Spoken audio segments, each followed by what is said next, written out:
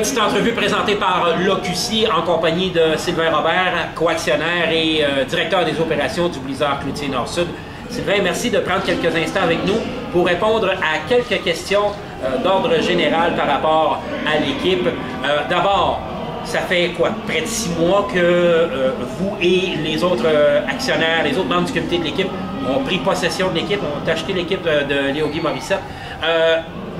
Comment vos réactions sont venues jusqu'à maintenant suite à toutes les opérations de l'équipe? Premièrement, notre prise de possession s'est faite officiellement le 14 juin, la veille du repêchage 2014. La passation des droits de pouvoir s'est très bien déroulée avec quelques conditions avec M.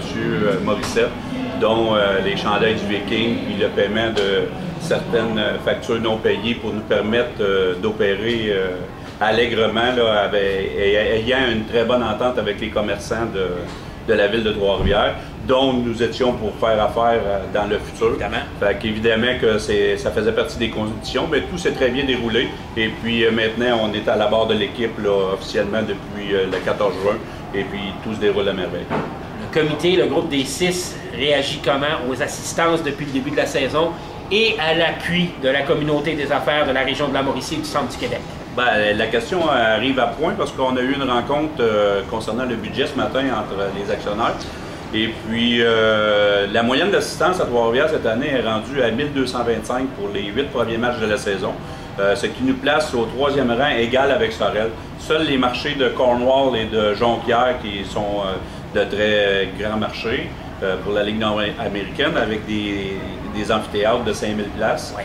Fait que c'est sûr que nous, étant égal à Sorel et étant devant une équipe comme l'Isothermique de Thetford Mines, je pense qu'on est à la place où on voulait être, avec une moyenne de 1225 spectateurs. Bonne augmentation, donc, par rapport à l'an dernier. Oui, exactement. Et aux saisons précédentes aussi. Une augmentation de 350 spectateurs par match, ce qui est énorme présentement. Oui, puis ça compte sur un budget. Et puis la part des gens d'affaires de Trois-Rivières, de la région de la Mauricie et du centre du Québec ont réagi comment à venir jusqu'à maintenant?